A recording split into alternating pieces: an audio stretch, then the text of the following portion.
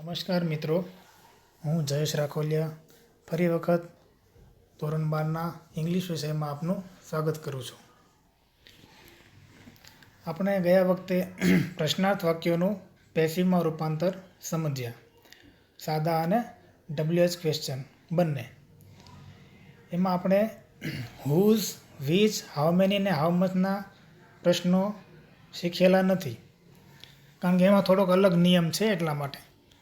તો એમાં યાદ રાખવાનું એ છે કે હુઝ, વિચ, હાઉ મેની અને હાઉ મચથી પૂછાયેલા પ્રશ્નોનું પેસિવમાં રૂપાંતર કરતી વખતે તેની સાથે આપેલું કર્મ તેની સાથે જ લખાય છે. એટલે કે બીજા જે અન્ય WH વર્ડ છે એમાં કર્મ એ શબ્દની સાથે નથી આવતું, પરંતુ વાક્યમાં ક્રિયાપદ પછી આપેલું હોય છે. પરંતુ આ જે 4 શબ્દો છે હુઝ, વિચ, હાઉ મેની અને હાઉ મચ, તો એમાં તમને જ્યારે વાક્ય આપેલું હશે તો એની બાજુમાં જ એટલે કે એની સાથે જ તમને કર્મ આપેલું હશે. એટલે એમાં કર્મ આપણે શોધવાની જરૂર નથી.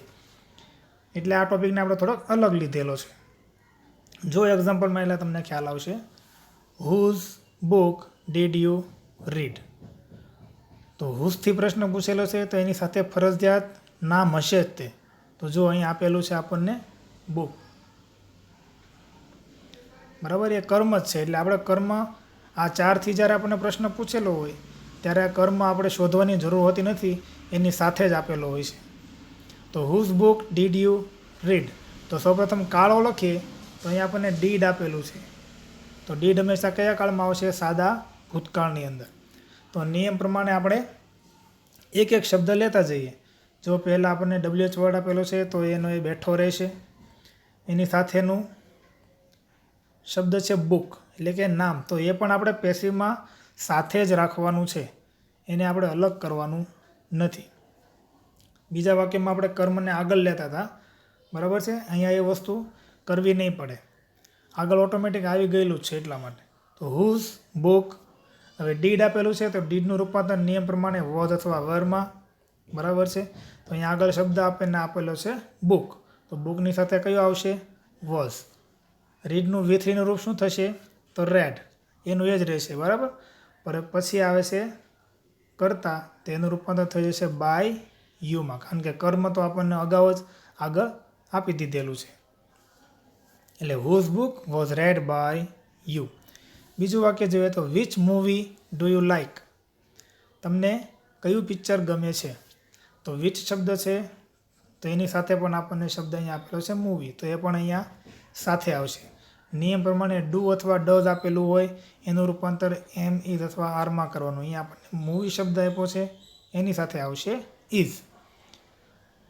લાઇક છે V1નું રૂપ, એનું V3ના રૂપમાં રૂપાંતર થશે લાઇકડ, અને યુનું થઈ જશે બાય યુ, બરાબર છે. એ જ રીતે છે how many prizes did he won? તે કેટલા ઇનામ જીત્યો? તો એમાં પણ હાઉ મેનીની સાથે પણ આપણને શબ્દ આપેલો છે પ્રાઇઝીસ. અહીંયા ખાસ એક વાત યાદ રાખવાની છે કે હાઉ મેની પછી હંમેશા તમને જે નામ આપેલું હશે એ બહુવચનનું રૂપ જ હશે. આ ખાસ યાદ રાખજો, બરાબર છે. તો હાઉ મેની પ્રાઇઝીસ પછી આપેલું છે ડીડ. ડીડ આવશે સાદા ભૂતકાળની અંદર. તો સાદા ભૂતકાળમાં આપણે પેસિવ બનાવશું ત્યારે શું ફેરફાર થશે તે જોઈએ. તો હાઉ મેનીનું હાઉ મેની છે, સાથેનું નામ પણ સાથે, એમાં કોઈ ફેરફાર નહીં. અને ડીડ પ્રમાણે આપણે વોઝ અથવા વરમાં રૂપાંતર કરવાનું છે. તો વોઝ અને વરમાંથી આપણે કયું લખીશું? તો એની પહેલાં આપણે આગળ શબ્દ જોઈશું. શું છે? પ્રાઇઝીસ. મેં તમને જેમ વાત કરી એમ હાઉ મેનીવાળું વાક્ય હોય એમના નામ હંમેશા, એટલે કે કર્મ હંમેશા બહુવચનમાં જ હશે. આ ખાસ યાદ રાખજો. એટલે એની સાથે આપણે જે સહાયકારક ક્રિયાપદ લખીશું એ બહુવચનના નિયમ પ્રમાણે જ હંમેશા લખવાનો રહેશે. અહીંયા એમ ઇઝ આરમાંથી કોઈ લખવાનું રહે તો અહીંયા આર આવે. વોઝ વરમાંથી લખવાનું છે તો વેર આવશે. બાકી બધામાં તો જે સેમ આપેલું છે એ જ હેઝ આપેલું છે, તો એમાંથી બહુવચન પ્રમાણે એટલે કે અહીંયા હેવ આવશે. એટલે બહુવચનના નિયમ પ્રમાણે આપણે સહાયકારક ક્રિયાપદ લખવાનું રહેશે. અહીંયા ઘણા બધા વિદ્યાર્થીઓની મિસ્ટેક થાય છે, એટલે ખાસ મગજમાં બેસાડજો. તો how many prizes were won? અહીંયા હી આપેલું છે એનું થઈ ગયું બાય હિમ. બરાબર. ચાલો, હાઉ મચ એની સાથે પણ નામ આપણને આપેલું છે વોટર. જેમ અહીંયા હાઉ મેનીમાં પ્રાઇઝીસ એટલે બહુવચન નામ આવતું હતું, એવી રીતે હાઉ મચની સાથે હંમેશા એક વચન નામ જ હશે. એટલે એની પછી આપણે જે ક્રિયાપદ લખીશું એ હંમેશા શેમાં આવશે? એક વચનના નિયમ પ્રમાણે. સોરી, અહીંયા નહીં, પરંતુ પેસિવમાં. ચાલો, હાઉ મચ વોટર. હવે અહીંયા આપણને ડુ આપેલું છે, સાદા વર્તમાનકાળનું વાક્ય છે. અહીંયા ડુ વપરાયું છે એ યુને લીધે વપરાયું છે. બરાબર છે. પણ જ્યારે આપણે પેસિવ કરીશું ત્યારે આપણે કર્મ પ્રમાણે લખવાનું રહેશે. એટલે કે કર્મ એક વચન હોય તો એક વચન પ્રમાણે, બહુવચન હોય તો બહુવચન પ્રમાણે. પરંતુ હાઉ મચ સાથે હંમેશા એક વચન નામ જ હશે. ખાસ યાદ રાખજો. એટલે અહીંયા એમ ઇઝ આર હોય તો ઇઝ લખવાનું, વોઝ વર મૂકવાનું હોય તો વોઝ મૂકવાનું, અને હેવ હેઝમાંથી મૂકવાનું હોય તો હેઝ મૂકવાનું. બરાબર છે. હેઝ આવશે. તો જુઓ, how much water do you drink daily. તો હાઉ મચ છે તો હાઉ મચ એની સાથેનું નામ પણ બેઠું, કોઈ ફરક નહીં. ડુ ડઝનું રૂપાંતર થશે ઇઝમાં, કારણ કે અહીંયા વોટર આપેલું છે. યુ છે એને પાછળ લખવાનું છે એટલે એને અત્યારે રહેવા દઈએ. પછી આવે છે ડ્રિંક. ડ્રિંકનું V3નું રૂપ થાય ડ્રંક. બરાબર છે. હવે યુ તો બાય યુ. ડેઇલીમાં કોઈ ફેરફાર નહીં સ્થાનમાં. બરાબર છે. હજી એક નિયમ થોડો સમજી લઈએ કે વિચથી પૂછેલા પ્રશ્નાર્થ વાક્યમાં જો વિચ પછી ઓફ આપેલું હોય તો તેનું પેસિવ થોડુંક અલગ રીતે થાય છે. અહીંયા આપણે જે વિચવાળું વાક્ય જોયું એમાં સીધું નામ આવી ગયું હતું, જુઓ. બરાબર છે. કોઈ વચ્ચે શબ્દ નથી. પરંતુ વિચ પછી જો આપણને ઓફ આપેલું હોય, એ રીતે પ્રશ્ન પૂછેલો હોય, તો એનું થોડુંક પેસિવ અલગ રીતે બને છે. જુઓ, which of the team, which of the team had won the match. ટીમમાંથી કઈ ટીમ મેચ જીતી હતી? તો અહીંયા આપણે જે બાય છે એ વિચની પહેલાં અહીંયા શરૂઆતમાં લગાવવાનું રહેશે. આવું વાક્ય બહુ ઓછું આવે છે, પરંતુ ક્યારેક આવે છે, એટલે આપણે ખાસ ધ્યાન રાખીએ. તો by which of the team had, પછી આવશે ધ મેચ. બરાબર છે. Which of the team had won the match. અહીંયા આ જે છે વિચ ઓફ ધ ટીમ એ વાક્યનો કર્તા છે. બરાબર છે. એટલે આપણે કર્તાની આગળ હંમેશા બાય લગાડવાનું હોય. એટલે વિચ ઓફ ધ ટીમની આગળ આપણે બાય લગાવેલું છે અને પ્રશ્નાર્થ વાક્ય છે એટલે શરૂઆતમાં આવી ગયું. હેડનું હેડ છે. હવે ક્રિયાપદ છે એને આપણે કર્મ પછી લખીશું. એટલે અહીંયા કર્મ આપેલું છે ધ મેચ, તો પહેલાં ધ મેચ આવશે. પછી હેડ વન છે તો હેડ પૂર્ણકાળનું વાક્ય છે એટલે બીન શબ્દ ફરજિયાત આવશે. તો બીન વન. તો by which of the team had the match been won. એટલે આ વાક્ય આ ટાઈપના હોય એમાં આપણે થોડું ધ્યાન રાખીશું. હવે આવે છે મોડલ ઓક્ઝિલરીઝવાળા વાક્યોનું પેસિવમાં રૂપાંતર. આપણને બધાને ખબર છે મોડલ ઓક્ઝિલરીઝ એટલે સહાયક ક્રિયાપદો, સહાયકારક ક્રિયાપદો. કયા કયા છે? તો can, could, may, might, should, would અને મસ્ટ. આના સિવાય વિલ અને શેલ પણ સહાયકારક ક્રિયાપદનું કામ કરે છે મોડલનું. એ પણ આવી શકે, પરંતુ એ ઓટોમેટિક પૂર્ણ ભવિષ્યકાળમાં આવી જાય છે, એટલે એની આપણે અહીંયા સાથે ચર્ચા નથી કરતા. તો અહીંયા જો એની વાક્યરચના શું બને છે? કર્તા પછી ઓક્ઝિલરી. ઓક્ઝિલરી એટલે કેન, કુડ, મે, માઇટમાંથી કોઈ પણ એક શબ્દ. પછી આવે છે V1નું રૂપ. યાદ રાખજો, હંમેશા જ્યારે મોડલ ઓક્ઝિલરીવાળું વાક્ય હોય તો હંમેશા V1નું રૂપ જ લખાય છે ઓક્ઝિલરી પછી. બરાબર છે. પછી આવે કર્મ, પછી આવે અન્ય શબ્દ. તો એનું પેસિવ બનાવીએ તો નિયમ પ્રમાણે પહેલાં કર્તાની જગ્યાએ કર્મ, ઓક્ઝિલરી જે આપેલી હોય એની એ જ રહેશે. V1નું નિયમ પ્રમાણે થશે V3માં રૂપાંતર. પરંતુ અહીંયા ઓક્ઝિલરીની વાત છે એટલે એની સાથે આપણે બી લખવાનો રહેશે. પછી કર્મ છે એની જગ્યાએ બાય કરતા, અન્ય શબ્દનું અન્ય શબ્દ. બરાબર. અહીંયા આપણે V1નું બી પ્લસ V3માં રૂપાંતર કરવાનું છે. એટલે કે જે આપણી સાદા ભવિષ્યકાળની વાક્યરચના છે, સેમ એ જ વાક્યરચના છે. એમાં વિલશેલ આવે છે, એની જગ્યાએ અહીંયા આપણે ઓક્ઝિલરી લખવાની રહેશે. બાકી આખી વાક્યરચના એક્ટિવ પેસિવની બંને સેમ છે. આપણે જેમ હમણાં મેં વાત કરી વિલ અને શેલ પણ આમાં આવે, બરાબર છે. તો આપણે વિલ શેલ પછી પણ હંમેશા કયું રૂપ લખતા? V1નું રૂપ. તો અહીંયા પણ ઓક્ઝિલરી છે એની પછી V1નું રૂપ. તો અહીંયા પણ ઓક્ઝિલરી પછી B+V3 લગાવવાનું રહેશે. ચાલો એક્ઝામ્પલ દ્વારા સમજીએ. He can speak English. જુઓ કેન છે પછી સ્પીક, બરાબર. નિયમ પ્રમાણે આમાં આપણે કાંઈ કાળ ઓળખવાની જરૂર નથી, કારણ કે આ હંમેશા કાં તો સાદા ભૂતકાળમાં હોય કાં તો સાદા વર્તમાનકાળમાં હોય.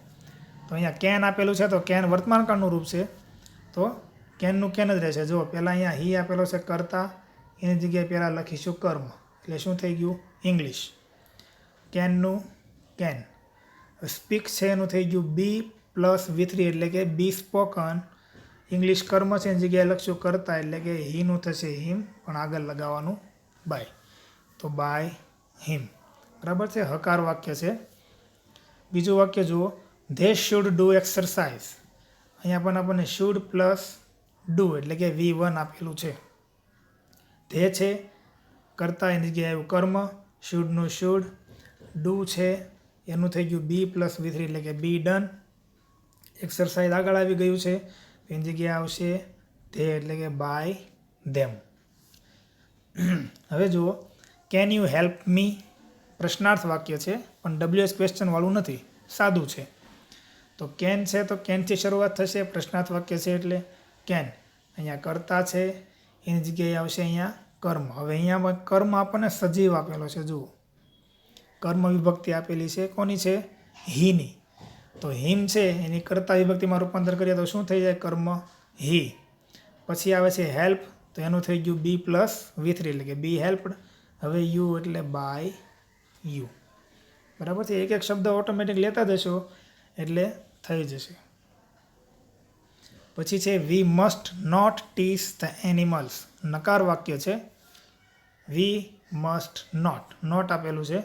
તો નિયમ પ્રમાણે પહેલાં કર્તાની જગ્યાએ કર્મ એટલે કે ધ એનિમલ્સ. મસ્ટનું મસ્ટ, નોટ છે આપેલું એટલે કે નોટ પણ લખી નાખવાનું. પછી ટીસ એટલે પરેશાન કરવા, તો એનું થશે B+V3 એટલે કે ઈડી લાગશે, એટલે કે બી ટીસ્ડ.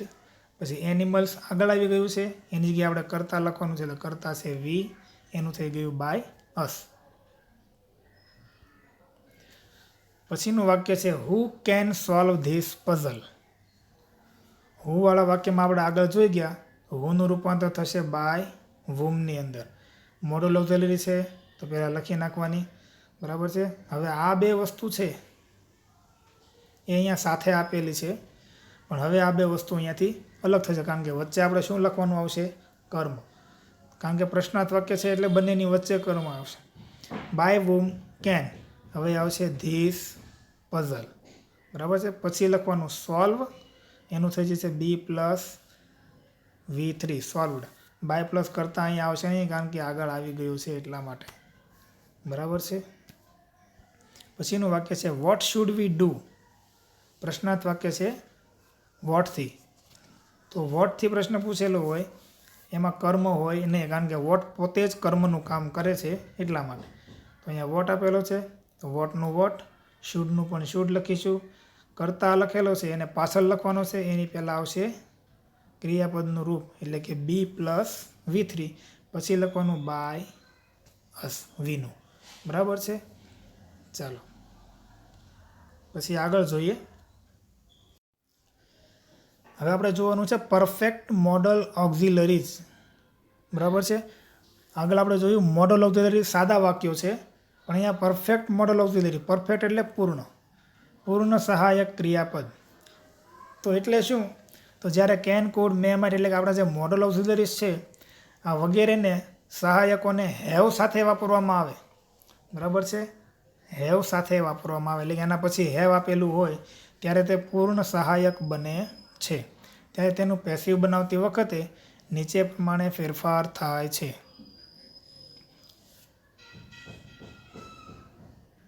જુઓ વાક્ય રચના છે, આની વાક્ય રચના થોડીક અલગ બનશે પહેલાં કરતાં. કરતા આવશે પછી ઓક્ઝિલરી, એ તો પહેલાંમાં પણ હતું, પણ પહેલાં વાક્યમાં આપણે V1 લખતા હતા, અહીંયા હેવ +V3 આવશે, કારણ કે પૂર્ણ સહાયક છે એટલે ક્રિયાપદનું પૂર્ણ રૂપ લખાશે.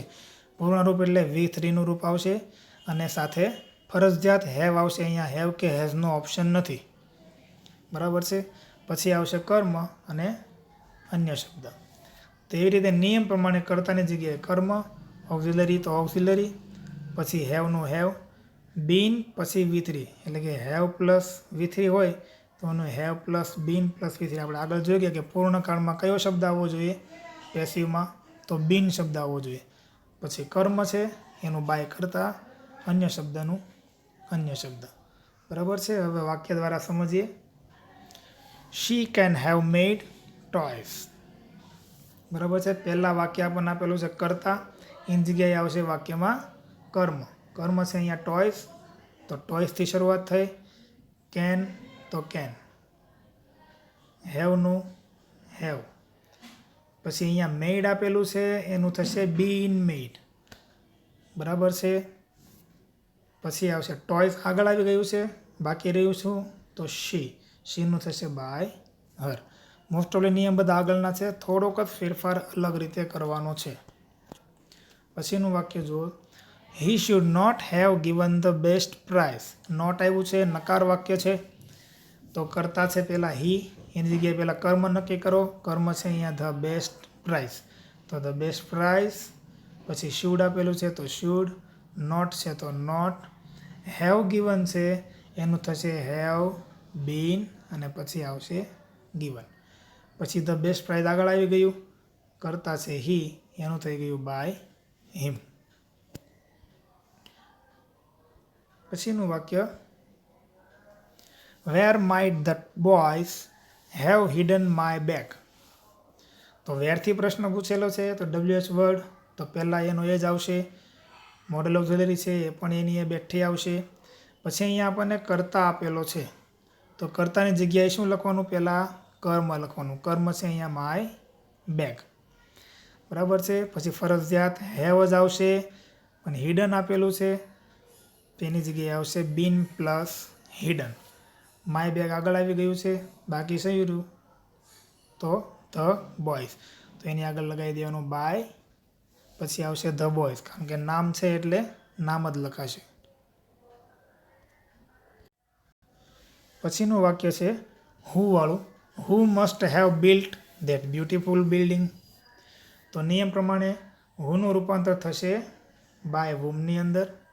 મસ્ટ છે એનું એ આવશે.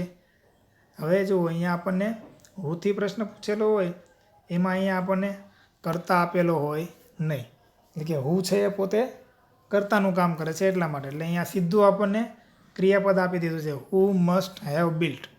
પણ જ્યારે આપણે એનું પેસિવ કરીશું ત્યારે મોડલ ઓક્ઝિલરી અને મુખ્ય ક્રિયાપદની વચ્ચે આપણે કર્મ લખવું પડશે. બરાબર છે. આ થોડુંક મગજમાં વ્યવસ્થિત બેસાડવાનું છે. તો મસ્ટ છે, પછી કર્મ કયું છે તો ધેટ બ્યુટીફુલ બિલ્ડિંગ, તો ધેટ બ્યુટીફુલ બિલ્ડિંગ વચ્ચે આવી ગયું. પછી આવશે have plus bin plus V3. અહીંયા હેવ પ્લસ V3 છે, વચ્ચે લગાવવાનું છે બીન. હેવ બીન બિલ્ડ એટલે have plus bin plus V3 હંમેશા સાથે જ રહેશે. પ્રશ્નાર્થ વાક્ય હોય કે વિધાન વાક્ય હોય કે ગમે તે હોય. બરાબર છે. આગળ પાછળ થશે એ મોડલ ઓક્ઝિલરીનું રૂપ થશે. પાંચમું સાદો પ્રશ્નાર્થ વાક્ય છે may we have seen the circus. તો અહીંયા પ્રશ્નાર્થ વાક્ય મેથી શરૂ થયું છે તો મે પહેલાં આવશે. અહીંયા આપણને કર્તા આપેલો છે તો એની જગ્યાએ લખવાનું છે કર્મ, કયું ધ સર્કસ. તો હેવ સીન આપેલું છે એનું થશે have plus bin plus scene, અને અહીંયા વી આપેલું છે તો થશે બાય અસ, અને છેલ્લે પ્રશ્નાર્થ ચિહ્ન. તો મિત્રો આ રીતે આપણે મોડલ ઓક્ઝિલરી અને પૂર્ણ મોડલ પરફેક્ટ મોડલ ઓક્ઝિલરી જે છે એના આપણે સેન્ટેન્સ આ રીતે બનાવવાના રહેશે. સરળ છે, થોડું ધ્યાન રાખવાનું છે એટલે વ્યવસ્થિત આવડી જશે. એક એક શબ્દ લેતા જશો એટલે ઓટોમેટિક તમને ખ્યાલ આવશે. ખાસ પહેલાં વીચવાળા વાક્યમાં ધ્યાન રાખવાનું છે, એટલે થોડોક તમારી રીતે પણ પ્રયત્ન કરજો ગ્રામરની બુકમાંથી. અસ્તુ.